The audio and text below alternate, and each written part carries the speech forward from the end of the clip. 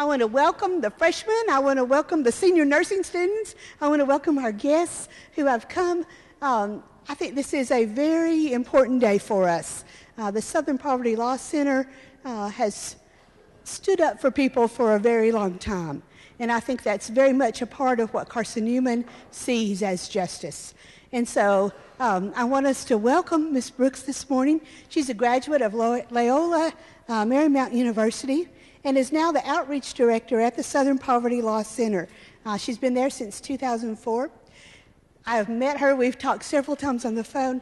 I think you're really going to enjoy hearing from her this morning. So if you'll help me welcome Ms. Brooks.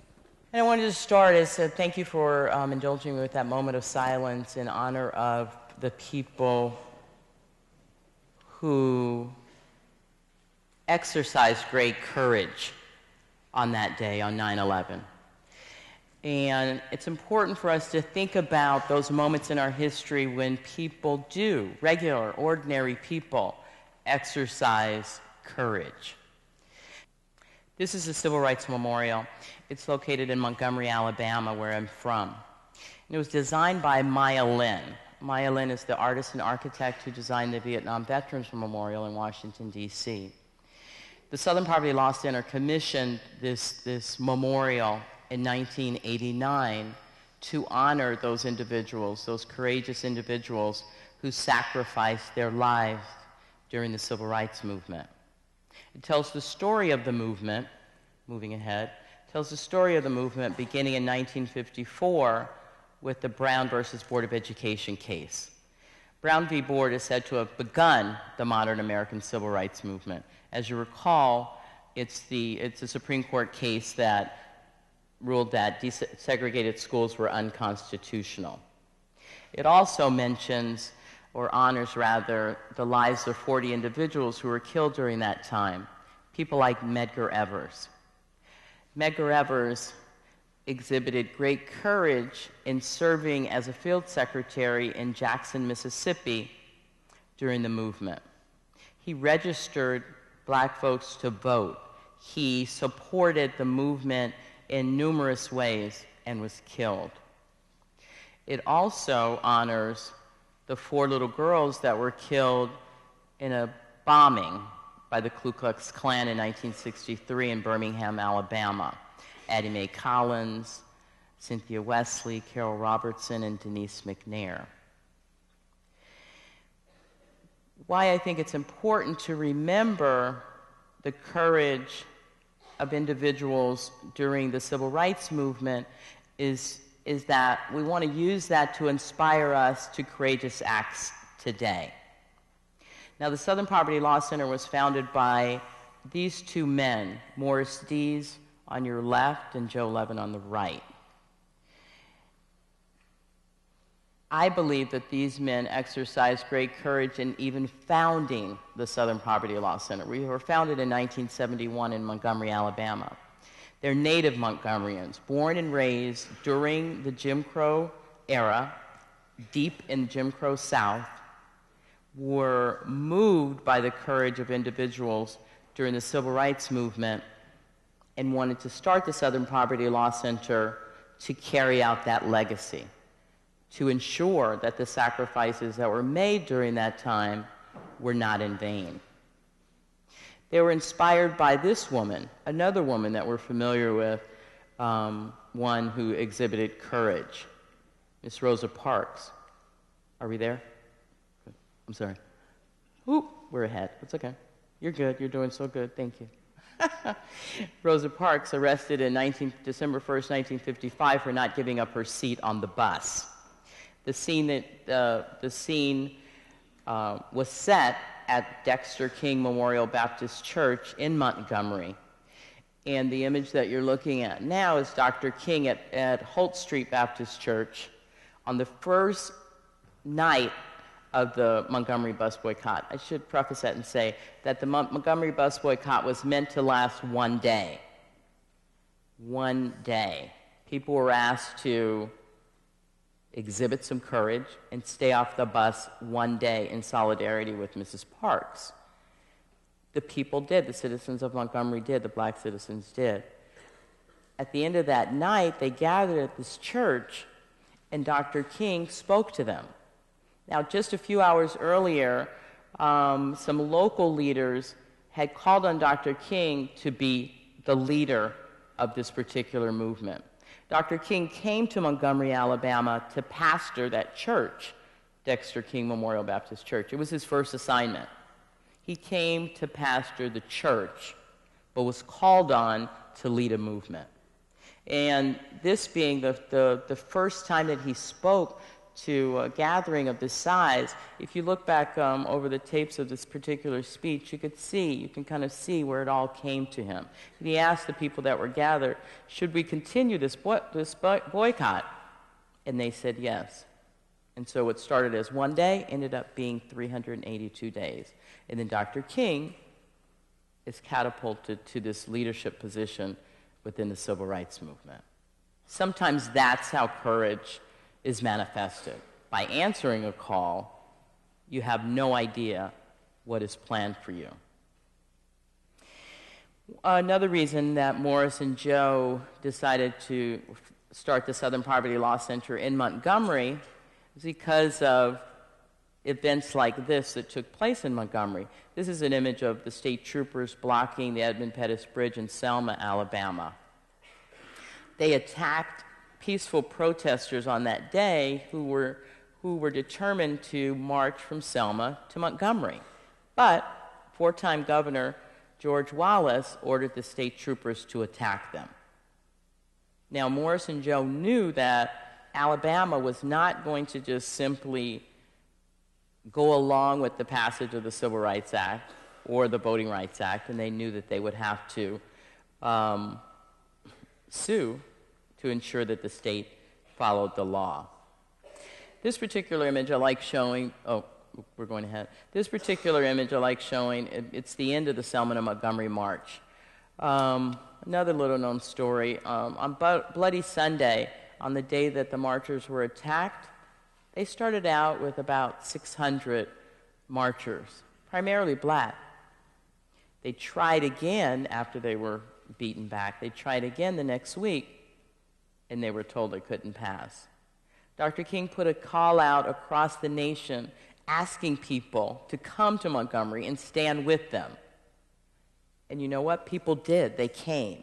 So what started out as a march of 600 people ended up with 25,000 people determined to change this nation. And that is, the image you're seeing now is the last leg of that march down Dexter Avenue towards the Capitol. Going ahead, the first cases that SPLC took on were, as I mentioned, against the state. Alabama, even though the Civil Rights Act guaranteed that employment, or it was to bar discrimination in employment based on race and some other factors, Alabama refused to integrate the state trooper force. So we had to sue them until they did. We also ended up suing some public facilities, in this case the YMCA, that refused to integrate their swimming pool. But going ahead, it wasn't until we represented this woman, Miss Beulah Mae Donald, from Mobile, Alabama, that Southern Poverty Law Center came to national prominence. Mrs. Donald had a son, his name was Michael. And Michael was not a civil rights activist. He was a college student. And he had a job at night. He worked at night. He was on his way home.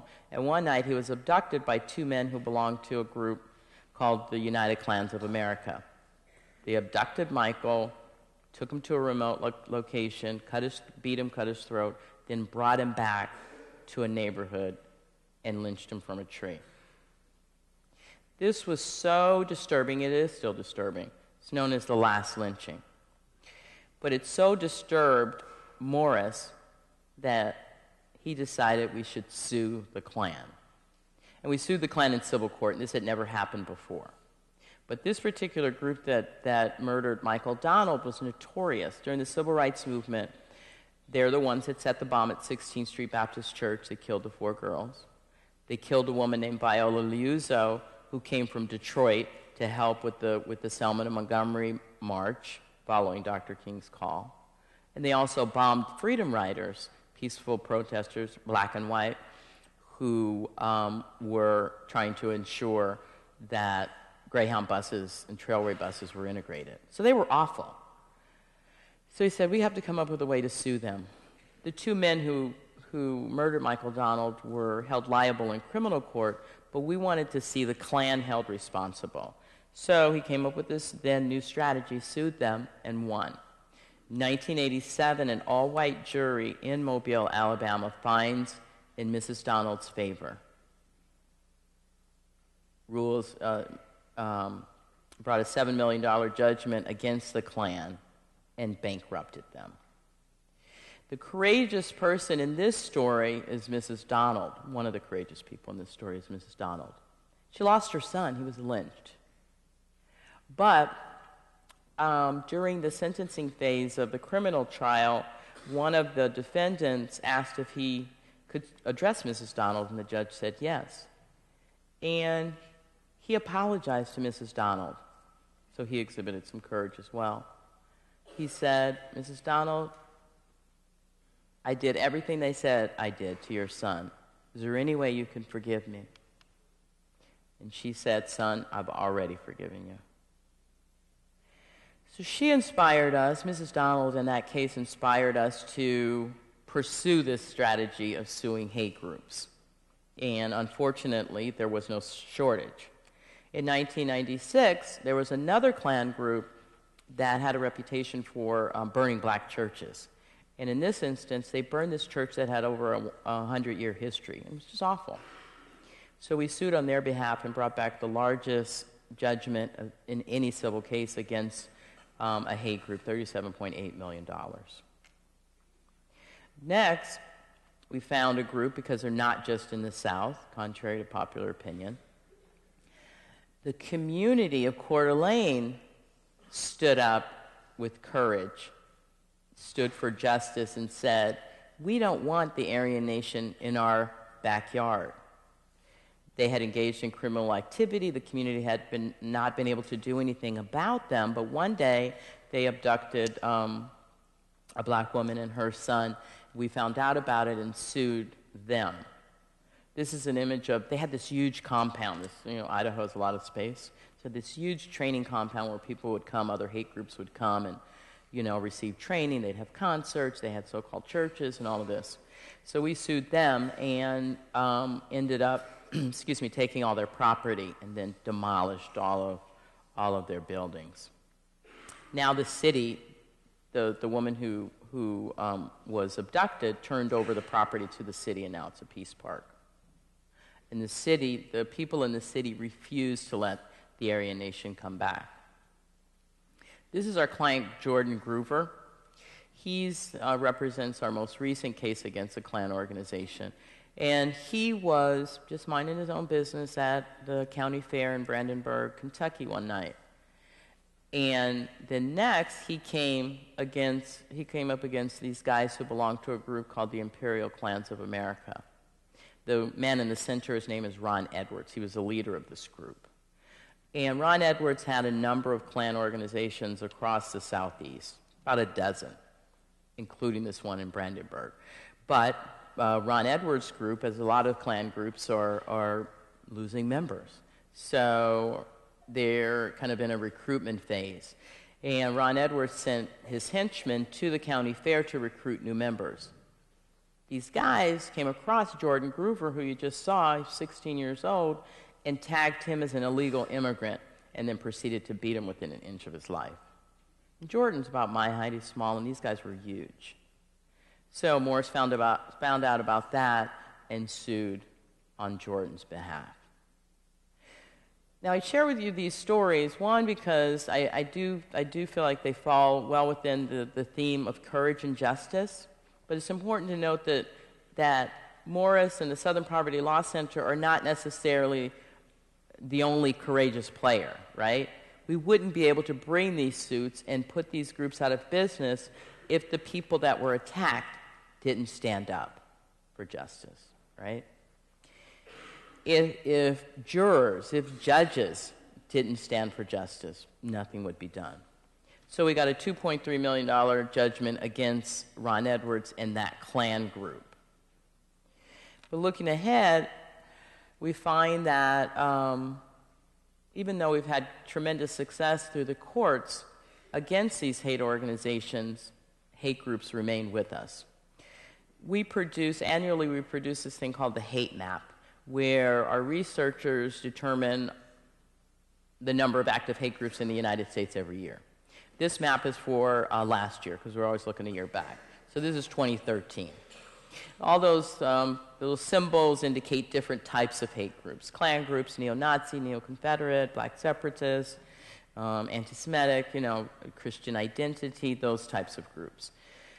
What it's important to note is that there's been a steady increase in the number of active hate groups in the United States since the year 2000.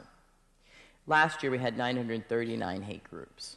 In Tennessee, you have 37. And I was trying to looking ahead there, we have a list of who they are. And I invite you to go to our website and check this out for yourself. But in Tennessee, of the 37 hate groups, 11 are Klan groups, which is extraordinarily high because, as I mentioned, the Klan numbers are going down. So for y'all to have 11 still is significant.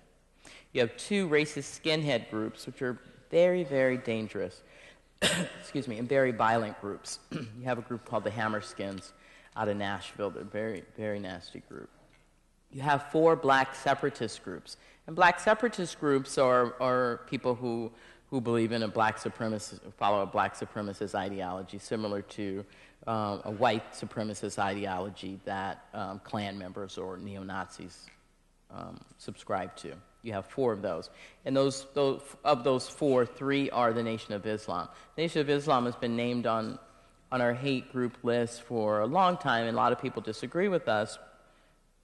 But the fact remains they're very anti-white, anti-Semitic, and anti-gay. You have 4 neo-Nazi groups, and you have 3 anti-Muslim groups among your list of 37. Now, what you also have in Tennessee are hate crimes. What we do is track and monitor hate groups and their activities. But when hate crimes are committed, they're investigated by local law enforcement and the FBI. This was an incident July 22nd in Clarksville. Can I see by a show of hands how many people heard about this? Okay. There was a cross burning at New Hope Missionary Baptist Church. It's a predominantly black congregation. And this burned cross that you see, was propped up in front of the gates to the church. No suspects, no other evidence other than this cross, and no one has been brought to justice. The courageous actor in this case is the pastor who said immediately, "We forgive whoever did this." Something else happening in Tennessee, or that happened in Tennessee that you may or may not heard of. Who's heard of Brother Donnie Regan? He's pastor in Johnson City, which is that far from here? Yes, no? His church is Happy Valley Church of Jesus Christ. Heard of it? He's adamantly opposed to interracial relationships, specifically colored people and white people, or black people, black and white. He preached against, February 19th of this year, he preached against interracial relationships and biracial babies. It was so awful that I thought I'd read the quote to you. A quote. "There's a move in the message of blacks marrying whites, whites marrying blacks," Regan explains.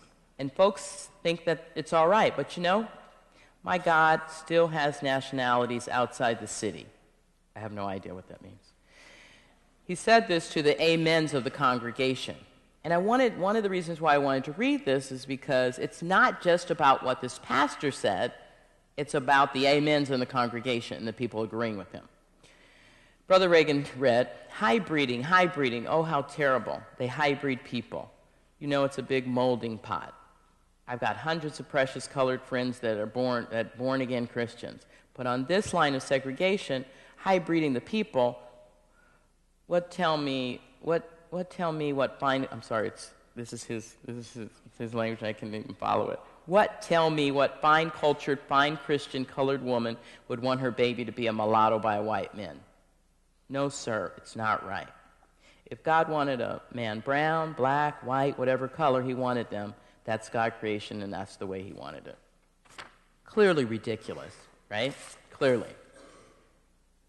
And people attend his church. And people know these people that attend this church, and then kind of these hateful thoughts are perpetuated throughout the community. So it's important for people to stand up, common sense and courage, and say, this is wrong. And people did. People in and outside of the community said, no, we don't agree with it, this is wrong. And this pastor refused to apologize, but that's what happened here. The good news about hate groups is that even though there were 939 last year, they're going down ever so slightly. Overall number of hate groups are going down. But the anti-LGBT groups are slightly up. If you look closely, the states in bright red, they have 50 or more hate groups. The less dark red, they have 30 to 49. Dark pink have 10 to 29. The light pink have under 10. So you can see where the best places to move if you want to get away from hate groups. Now, people often ask, why do we have this increase in the number of active hate groups? And in particular, millennials are quite surprised to hear that, this phenomenon continues to exist. It's primarily because of the shifting demographics. In 1970, the country looked like this: more 83% white, 17% people of color. And that, for a lot of folks, was comfortable. Looking at today, the country looks more like this: 66% white, 34% people of color. And that's a pretty dramatic change for a lot of people. I'm originally from California, so it's not as dramatic for me. But for people in the Southeast and the Midwest, that's a big, huge shift that happened in their mind pretty quickly. And it makes people uncomfortable. If we look at another reason why we have an increase in hate groups, it's the economy. And unfortunately, hate groups like the National Socialist Movement, this is Commandant Jeff Shoup, who says, we are the answers for white people. And people listen. And that's the sad part of that. Well, one of the things that we're doing at the Southern Poverty Law Center is trying to get the information out to law enforcement officers so that they're able to identify and stop these hate groups from committing hate crimes. So we send out a magazine quarterly. We produce video films, roll call videos for their edification. And we do a number of other things. But going back to our focus on courage and justice, I wanted to talk about this couple. They live right here in Tennessee.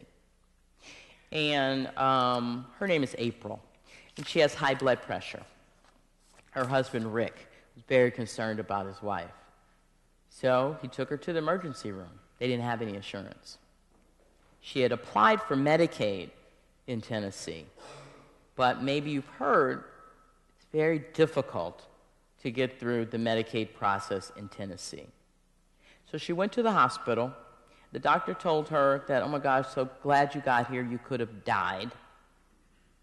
And you need to come for regular monthly checkups. However, when they got their bill for $20,000, they determined that they could not accrue additional debt, and so April was not able to go back to the doctor.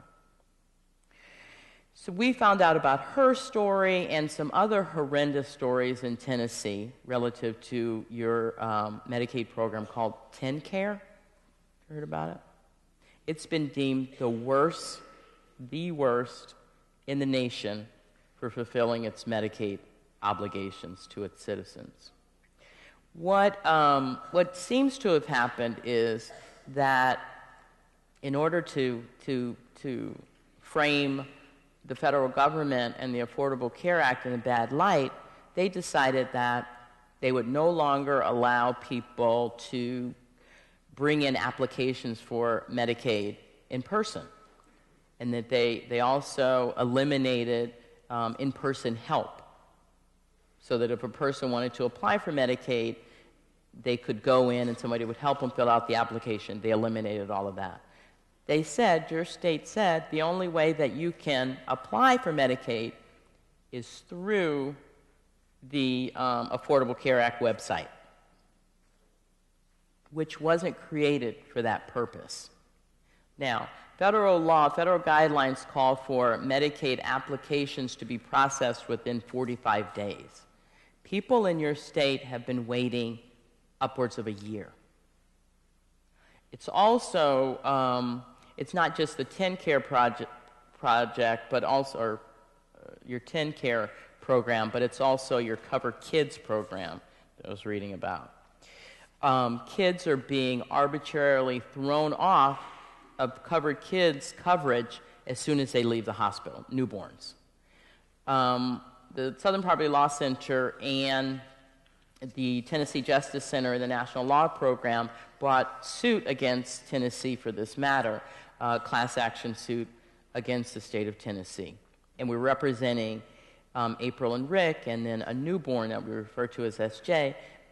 This newborn was 2 months premature, and premature babies require additional care. This baby was thrown off of coverage, unable to get this monthly medication that cost $3,000 and was in great jeopardy. And we thought, and we feel, that this was a terrible, terrible thing. And it's not just our clients, but citizens throughout your state.